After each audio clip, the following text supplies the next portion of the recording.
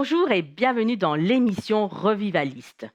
Nous allons voir aujourd'hui et sur plusieurs émissions le don de prophétie. Écoutons Franck nous parler de la parole prophétique qui révèle la personne de Christ au travers des Saintes Écritures. Laissons-lui toute la place. Que ce soit dans la pensée populaire ou dans les rangs des rachetés de l'Église de Jésus-Christ, la prophétie incarne trop souvent la prédiction d'événements futurs. Alors, s'il arrive bien entendu que la prophétie concerne l'avenir, l'enseignement du Nouveau Testament nous permet de découvrir tout un éventail de vertus et de potentialités bien plus larges. Intéressons-nous de plus près à cette manifestation de la grâce. Vous savez, les dons spirituels, les charismas, que l'apôtre Paul appelle aussi le don de prophétie. Une authentique prophétie émane de la véritable présence de Dieu. Elle est le fruit de la révélation divine et de l'esprit de la grâce divine. Elle n'a rien à voir avec les horoscopes ou les prédictions des voyants dont l'origine est ténébreuse, occulte. Les Saintes Écritures sont sans concession sur ce point. L'Éternel réprime les prophètes qui prophétisent en tirant leur inspiration des puissances de ténèbres. Donc un reproche très sévère. Et le fait que Paul ait écrit que les esprits des prophètes sont soumis aux prophètes ne signifie pas que les prophètes peuvent prophétiser à volonté. Dans son essence, comprenons-le bien, le terme pneumatikos, à partir duquel l'expression don spirituel a été traduite, comporte en elle-même cette notion d'activation. Oui, on peut parler d'activation par le souffle divin. C'est le pneuma, l'Esprit de Dieu qui opère, qui active les dons de l'Esprit. En effet, l'Église, elle a besoin du souffle de l'Esprit. Et ce passage tiré du livre des Proverbes nous rappelle l'importance de la révélation divine au sein du peuple de Dieu. Je suis sûr que vous connaissez ce passage dans Proverbe 29, verset 18. Là où il n'y a pas de révélation, le peuple est sans frein. Alors Moïse ne cacha pas son désir de voir le peuple d'Israël devenir un peuple de prophètes. L'apôtre Paul, lui aussi, a souligné cette nécessité de la manifestation de la parole prophétique au sein de l'Église de Jésus-Christ. Il a même écrit on peut lire cela dans 1 Corinthiens 14, verset 5, dans sa lettre, il écrit « Je désire que vous parliez tous en langue, mais encore plus que vous prophétisiez. » Alors voyons tout d'abord les 4 premiers domaines d'expression de l'esprit de prophétie. Je crois que nous allons voir le premier point. Le premier domaine, c'est la parole prophétique. Oui, c'est le premier domaine qui touche à la vie prophétique. Et c'est de toute évidence celui des Saintes Écritures. La parole de Dieu est la parole prophétique par excellence. Et comme nous lisons, elle ne peut en aucun cas faire l'objet d'une interprétation particulière. C'est ce que Pierre affirme, c'est ce qu'il écrit dans 2 Pierre 1, versets 19 à 20. Et Paul a aussi insisté auprès du jeune serviteur Timothée sur la complète inspiration divine des Saintes Écritures dans 2 Timothée 3, versets 16 à 17. Toute écriture est inspirée de Dieu. Vous connaissez ce passage. En fait, les Écritures révèlent Christ, elles révèlent une personne, la personne de Christ. La mission du Saint-Esprit consiste à rendre témoignage de Jésus, à révéler Christ, à glorifier Christ. Donc le lien entre l'inspiration divine et la révélation de la personne de Christ est évident dans la parole de Dieu. Le témoignage de Jésus, c'est vraiment l'esprit de la prophétie. C'est ce que nous lisons dans Apocalypse chapitre 19, verset 10. C'est l'esprit de la prophétie, le témoignage de Jésus. Donc dans chacun des 66 livres, vous imaginez, les 66 livres de la Bible, dans chacun des 66 livres de la Bible, Christ est présent, parfois en filigrane, c'est vrai, mais dans d'autres cas, il apparaît avec une éclatante gloire. Donc livre après livre, au fil des Écritures, donc dans la Bible, apparaissent aussi de nombreux types de la personne de Christ. Dans le Nouveau Testament, les associations de Jésus à certaines figures de l'Ancien Testament ne manquent pas. Je pense que le premier homme, Adam, est comme une figure qui annonce Jésus, le second Adam, c'est ce qu'on peut trouver dans d'autres passages de l'Écriture. Je pense aussi à Isaac. Il est une figure qui annonce le sacrifice de Jésus, le sacrifice du Fils. Moïse, lui aussi, fut un type de Christ, à l'instar du prophète qui se tient sur le mont Sinaï et qui reçoit l'étape de la loi. Jésus, lui aussi, il s'est tenu sur le flanc d'une montagne à partir de laquelle il a enseigné, par exemple, le sermon des béatitudes. Vous le trouvez dans Matthieu, chapitres 5 à 7. Jésus est vraiment le médiateur de la nouvelle alliance, comme Moïse fut celui de l'ancienne. Et puis, il y a une autre association. Jésus est aussi le nouvel Élie. Il y a plusieurs passages de la parole qui en parlent. Si nous prenons l'exemple de Melchisédek, le roi de Salem, il est aussi ce sacrificateur du Dieu très haut qui est apparu à Abraham. Et en ce sens, il est lui aussi un type de Christ qui nous est apparu, Jésus, qui est aussi le souverain sacrificateur.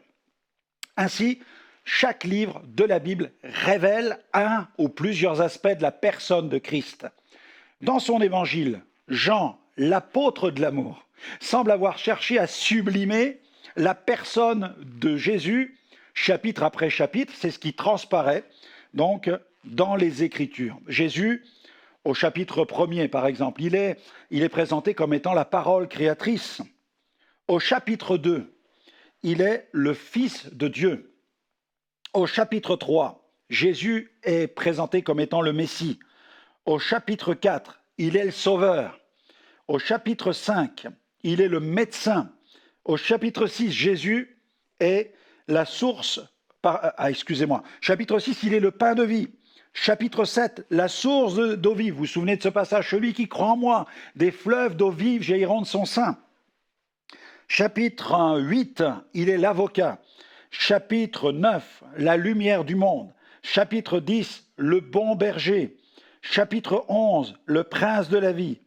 Chapitre 12, le roi des rois. Alléluia. Chapitre 13, le vrai serviteur. Chapitre 14, le consolateur.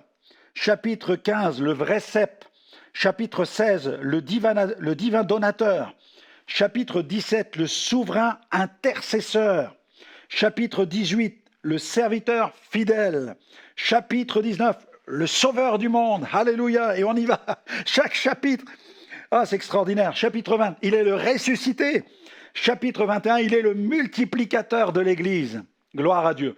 Ainsi, en fonction des personnages, des scènes, des objets, même des lieux, des événements, des fêtes, des rituels et même des animaux et encore des chiffres, la dimension typologique nous apparaît de plusieurs manières, sous différentes formes. Je pense à la forme symbolique, avec le mobilier du tabernacle qui révèle la personne de Christ. C'est vraiment une parole prophétique, la Bible. Et le mobilier du tabernacle révèle aussi son humanité, sa divinité. Ça, c'est la forme que nous pourrions qualifier de symbolique, mais elle est aussi parfois descriptive. Je pense à la vie de Joseph. Elle est annonciatrice, dans ses moindres détails, des étapes les plus marquantes de la vie terrestre de Jésus. Et puis, il y a une autre forme, par exemple, une forme que nous pourrions qualifier de prédictive. Par exemple, regardez, la 10e plaie d'Égypte, avec le sacrifice de l'agneau pascal. Vous trouvez ça dans Exode 12. La scène du serpent encore, le serpent d'airain, Nombre 21. Ou encore, nous pourrions prendre la prophétie d'Ésaïe 53. Eh bien, toutes ces descriptions illustrent de façon tellement épique le sacrifice de Jésus à la croix. Et puis il y a encore une autre forme, c'est la forme eschatologique. Une scène comme celle de l'enlèvement du prophète Élie au ciel, elle peut tout à fait symboliser non seulement, attention, l'ascension du Christ dans la gloire, premièrement, mais aussi, en deuxième lieu, elle peut annoncer l'enlèvement de l'Église. Vous trouvez cela dans 2 Rois, chapitre 2. Nous avons vraiment dans les Écritures cette parole de révélation. Nous avons aussi de multiples symbolismes qui évoquent, par exemple, le régime des lois, les lois cérémonielles sous Moïse. Nous avons encore l'auteur de l'Épître aux Hébreux qui parle d'une empreinte, en parlant de ces lois, en parlant de l'époque de Moïse, il parle d'une empreinte, d'une parabole, d'une figure, d'une illustration, même d'une image. Pas toujours aisé donc de saisir, bien entendu, le sens des symboles ou des énigmes. La connaissance de la parole de Dieu et le soutien du Saint-Esprit sont tellement nécessaires dans ce domaine. Prenons par exemple les lieux. Dans les Écritures, même certains lieux bibliques sont porteurs d'un message. L'Égypte, par exemple. L'Égypte, elle incarne l'esprit du monde qui est corrompu par le péché. Son dirigeant, son chef, le Pharaon, lui, il incarne une puissance maléfique semblable à celle du diable. Bien entendu, il s'agit d'un symbolisme qui trouve toute sa pleine signification dans le contexte de notre Bible, conformément à la dispensation qui est en vigueur à cette époque-là. Parce qu'il serait inconcevable d'attribuer une telle signification à l'Égypte contemporaine. On va prendre une autre catégorie. Je pense aux objets, les objets dans la parole de Dieu. Outre l'épisode du serpent d'airain qui décrit de manière tellement pittoresque l'œuvre expiatoire accomplie par Jésus à la croix. Le tabernacle, il nous offre tout un mobilier qui nous révèle non seulement Christ, Jésus, mais aussi l'œuvre qu'il désire accomplir dans la vie du chrétien. On va le décrire. Le parvis, nous y trouvons l'autel des holocaustes, qui nous parle de la croix. Et nous avons aussi comme objet la cuve avec ses miroirs, qui représente la parole qui nous met face à notre image, mais aussi l'œuvre de sanctification par la parole.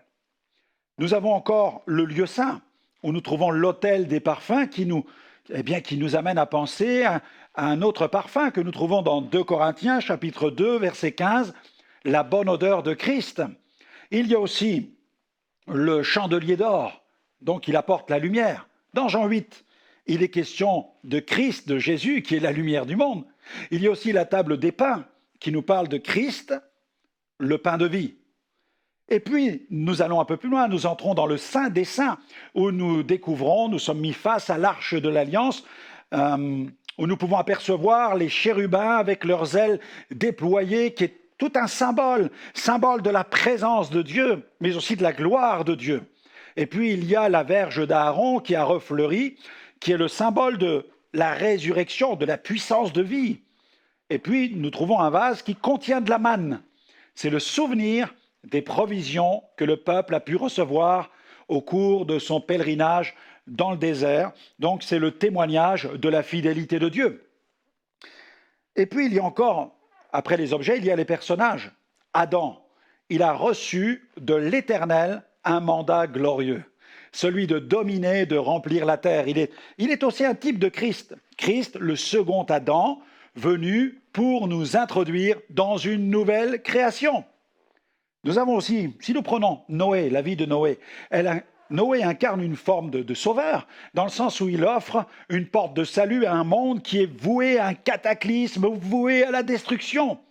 En effet, l'Éternel avait résolu de détruire l'humanité par un déluge d'eau à l'échelle planétaire. Mais sur l'ordre de l'Éternel, le prophète a construit une arche, et les seuls qui entrèrent à l'intérieur sont ceux qui échappèrent, et il y eut Noé et toute sa maison. On peut continuer, la liste est longue. Je pense à Abraham. Il est considéré comme le père des croyants. Sa foi lui fut imputée à justice. Il est lui aussi un type de Christ, car Jésus a mené la foi à la perfection en offrant, je dirais, sa propre vie en sacrifice pour les péchés de l'humanité. Il a donc accompli la justice parfaite. On peut continuer. Joseph lui aussi, vendu par ses frères. Il suffit de lire sa vie. C'est un type de Christ, trahi, vendu au prix d'un esclave. Et puis il y a les vêtements. Oui, vous avez vu combien la Bible fourmille d'éléments marqués par la dimension prophétique. Si nous considérons les vêtements du sacrificateur et du souverain sacrificateur, il apparaît clairement que chaque pièce est porteuse d'une signification spirituelle. Vous pouvez lire tout cela dans Lévitique 8, Exode 28 et 39. Ceux qui étaient en charge de la confection devaient respecter même un code couleur. Le bleu, oui, le bleu, la couleur bleue, qui nous parle de la mise en relation avec le ciel. Le pourpre, quant à lui, nous parle du symbole de la royauté, de l'autorité. Il y a le cramoisi, couleur de la rédemption des péchés. Et puis le fin lin, qui est l'œuvre de purification. Notons aussi encore l'utilisation de l'or et des pierres précieuses. Allez, on peut continuer. On pourrait parler maintenant même de numérologie, des chiffres. Les chiffres, les chiffres, ils ont encore aujourd'hui une certaine fascination. Ils ont toujours exercé une certaine fascination. Surtout les chiffres ronds. On se souvient tous du passage à l'an 2000 avec la crainte d'un bug à l'échelle planétaire. À cette époque, des voyants en tout genre, alors ils se sont agités, je pense à Elisabeth Tessier ou encore Paco Rabanne. La numérologie, c'est une pratique divinatoire qui consiste à attribuer aux chiffres et aux nombres une certaine signification. Elle contribue à déterminer le caractère d'une personne, ses défauts et qualités, mais aussi à découvrir des secrets. Nous devons donc montrer une évidente prudence lorsque nous cherchons à attribuer une valeur ou une signification spirituelle aux chiffres et aux nombres que nous trouvons dans la Bible. Je crois que la sobriété en la matière, là, ça doit être la référence. Au regard de la Bible, il est évident, oui, c'est vrai que les chiffres et les nombres occupent dans certains passages, une place intentionnelle. Et ce sujet ne doit pas être tabou. Je vous propose de l'aborder brièvement en soulignant la pertinence de certaines associations, je dirais tout en ne manquant pas de souligner certaines incohérences. Et c'est important de souligner aussi les incohérences. Prenons par exemple le chiffre 3. Il m'est souvent arrivé de lire ou d'entendre ici et là que le chiffre 3 serait le chiffre de la révélation. Est-ce la réalité ? Eh bien, pas vraiment, ou en tout cas pas dans l'absolu. Il est vrai que Pierre, par exemple, a reçu à 3 reprises la vision d'une nappe sur laquelle reposaient des animaux impurs. Vous pourrez lire cette histoire dans Acte 10, versets 9 à 22. Cependant, regardez, si nous nous intéressons à la vision du Macédonien, c'est une autre vision. Nous constatons que Paul ne l'a reçue qu'une fois, et c'est pourtant une révélation. Et pourtant, dans les deux cas, il est bel et bien question de révélation. Autre exemple, quand l'Éternel appelle Samuel par son prénom, il l'a appelé jusqu'à 4 fois et non pas 3 fois. Dans l'absolu, le chiffre 3 ne peut donc en aucun cas être le chiffre de la révélation. Par contre, écoutez bien, nous pouvons nous intéresser au sérieux d'un message, par exemple un rêve, une vision ou une parole que vous recevez. Nous pouvons donc nous intéresser au sérieux d'un message ou à l'imminence d'un événement lorsque le Saint-Esprit réitère une révélation à plusieurs reprises. Le fait que Pharaon ait été tourmenté à 2 reprises par 2 songes quasiment identiques. Vous pourrez lire l'événement dans Genèse 41, versets 1 à 7 et versets 22 à 24. Eh bien, cela témoignait pour Pharaon de l'imminence d'un événement. Joseph, lui, a affirmé d'ailleurs que cette répétition, c'est Joseph qui l'a dit, signifiait que la chose était arrêtée par Dieu. On peut le lire dans Genèse 41, verset 32. Si Pharaon, regardez ce que dit la parole de Dieu, c'est important. Si Pharaon a vu le songe se répéter une seconde fois, c'est que la chose est arrêtée de la part de Dieu et que Dieu se hâtera de l'exécuter. S'arrêter sur des chiffres ou des nombres pour essayer d'en tirer une quelconque interprétation comporte un sérieux risque, celui de glisser tout simplement vers des méthodes de voyance. D'une manière générale, la parole de Dieu ne nous invite pas à faire parler les chiffres. Certains se sont malheureusement égarés en essayant de chercher un sens ou d'attribuer une valeur symbolique à des dates ou à des événements de leur vie quotidienne. D'ailleurs, certaines sectes apocalyptiques tentent régulièrement de prédire le retour de Jésus ou la fin du monde, et à chaque fois, bien évidemment, elles se trompent. Rien d'étonnant à cela, sachant que la Bible enseigne que seul, en matière de fin des temps, en matière de fin du monde, seul le Père connaît le jour et l'heure. Matthieu 24, 36. Nous pouvons continuer encore avec d'autres supports à partir desquels nous pouvons aussi décrypter certaines symboliques. Les métaux. Les métaux, eux aussi, n'échappent pas à une certaine symbolique dans la parole de Dieu. Si je prends l'or est symbole de gloire, de perfection divine. D'ailleurs, dès l'Antiquité, l'or est considéré par les peuples comme un métal précieux. Malheureusement, en se détournant du vrai Dieu, le peuple d'Israël a imité les populations païennes en se fabriquant des idoles recouvertes d'or et d'argent. L'or. Et puis l'argent, symbole, quant à lui, dans la parole de la rédemption, puisque l'usage de l'argent est semblable à celui de l'or. Lorsqu'on le porte à une certaine température, l'argent se nettoie en fait. Il se nettoie de ses scories et même si on le porte à une plus haute température, il devient alors un métal précieux. Et puis il y a l'airain. Lui, l'airain dans la parole, il symbolise la justice et la puissance. L'airain désigne un métal qui est rouge, connu sous le nom souvent de cuivre rouge, que l'on mélange avec l'étain pour fabriquer le bronze ou la fonte. Il représente la puissance. Ce métal, il servait à fabriquer des objets divers, ainsi que des armes, comme les arcs, comme les boucliers. Et comme nous le savons, les armes peuvent servir à tuer. J'ai évoqué la justice.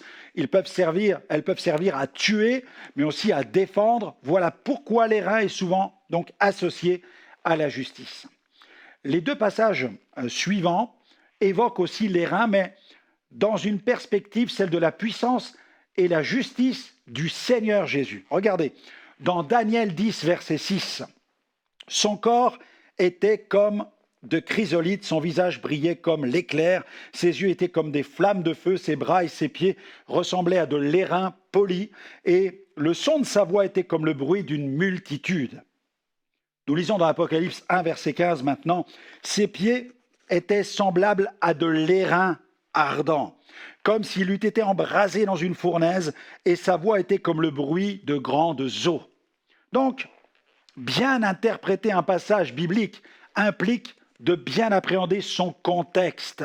Le passage concernant, par exemple, la fabrication des nouveaux boucliers de l'armée d'Israël est frappant. En effet, à cause de la manifestation de la justice divine, le trésor de la maison de l'Éternel et les trésors du roi ont été pillés par Shishak, le roi d'Égypte.